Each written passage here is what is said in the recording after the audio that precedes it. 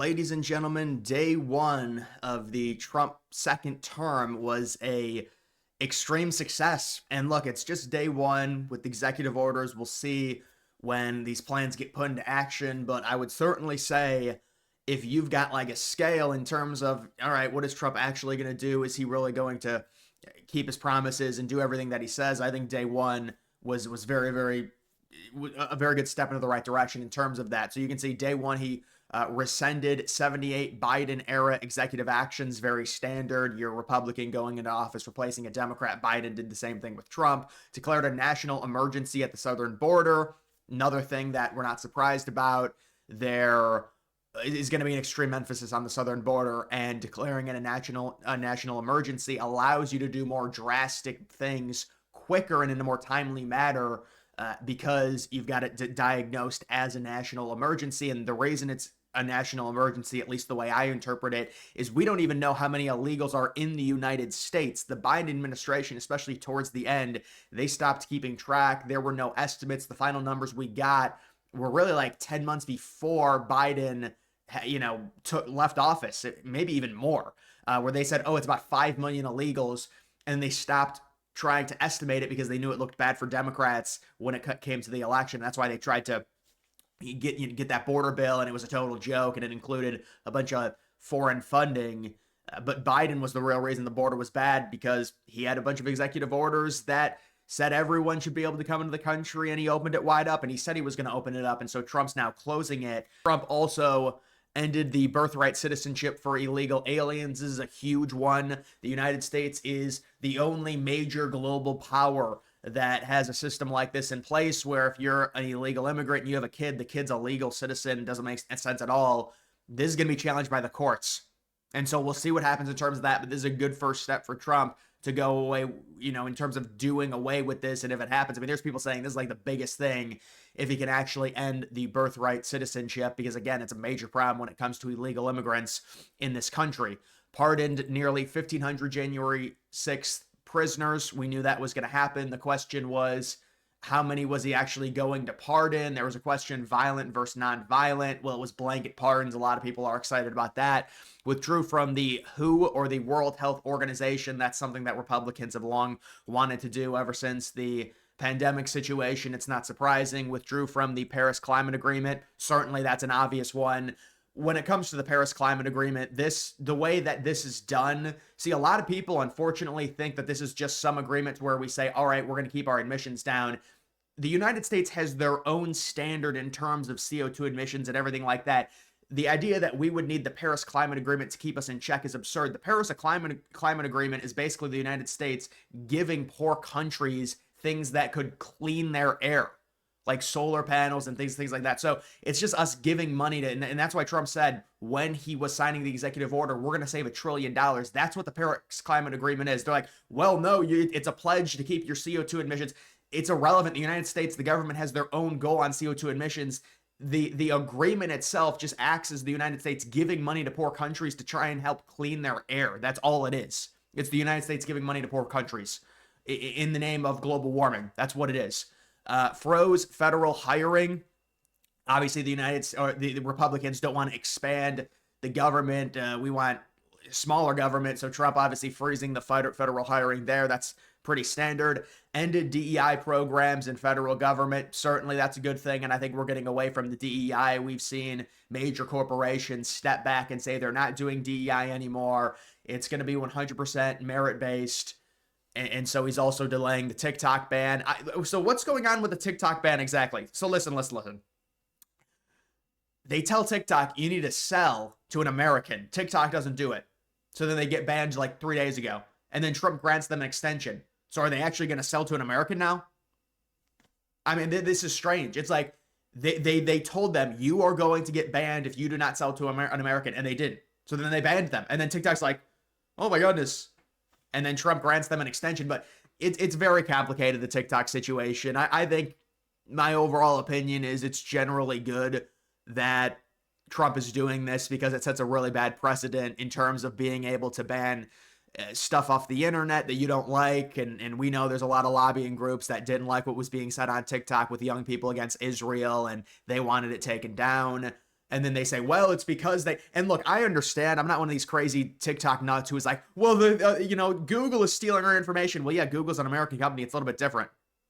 It's a little bit different than TikTok, a Chinese company with ByteDance owned by China. And it is kind of telling that they're not selling because they're like, well, the only function of the app is to spy on Americans. So why would we sell it? It's like, why would we sell it to an American? But look, we'll see what happens with TikTok. Designated cartels and gangs as terrorist groups. And yes, that's a big one. That would allow and enable Trump to potentially do some certain actions against those groups. He talked about a soft landing, a soft invasion into Mexico. Whether or not he'll do that, we don't know. But this could enable Trump legally to do some things that he otherwise would not have been able to do when it comes to the cartels by now saying they're terrorist groups. That opens up certain options for Trump. And obviously Mexico, it's a huge problem in terms of just how destabilized they are. We share a border, and it's not just Mexicans coming to the country illegally. It's just so many different people from that southern border because Mexico is such a failed country right now because of the cartels. The corruption is just insane. And so if Trump can clean it up, that would be amazing. But that's a very complicated thing because if you take out some of the cartels, you create a power vacuum, and then it potentially gets even more destabilized and worse. And now you're talking about the cartels really turning the cartels against Americans more than they already are. You have to be delicate with a situation like that. Shut down the CBP One app, which is something that Trump did, and that's where the lady was crying and stuff, which gives people at the border immigration status and allows them to enter the country legally, but that's been shut down now. Mandated federal employees to return to work in person, of course. I mean, show up to work, you're a grown adult. Established 2 federally recognized genders as male and female, obviously. Another thing that Trump did is he announced that it is the Gulf of America, not the Gulf of Mexico.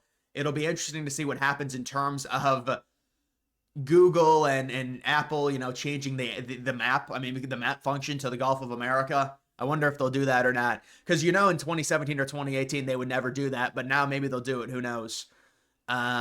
You've got this, India taking back 18,000 of its citizens who are living illegally in the U.S. So they're taking them back. India is doing that. 18,000. That's good, and that's going to save Trump some money in terms of having to deport these people and the cost it would be to go find them. You can see Trump is delivering 42 executive orders overall, including 115 executive actions. Oh, so that's where the 200 executive actions. Somebody told me it was 200 executive orders. I was like, there's no way. He also did a Q&A for an hour as well. Trump just looks really good. I like these type of photos. This is the type of leadership you want in a position.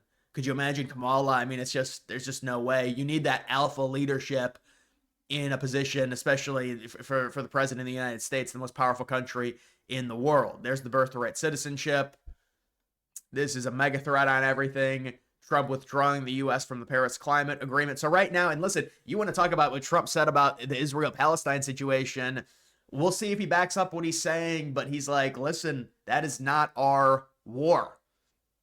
He said that's between Israel and Palestine, so maybe we'll stop with the foreign funding. I know Trump has definitely supported Israel, but to me, that's a deviation from what Trump originally was normally saying, at least on the campaign trail, like full support for Israel and stuff. To say that, oh, that's not our war, we're not involved in that. That's what a lot of Republicans want Trump to say.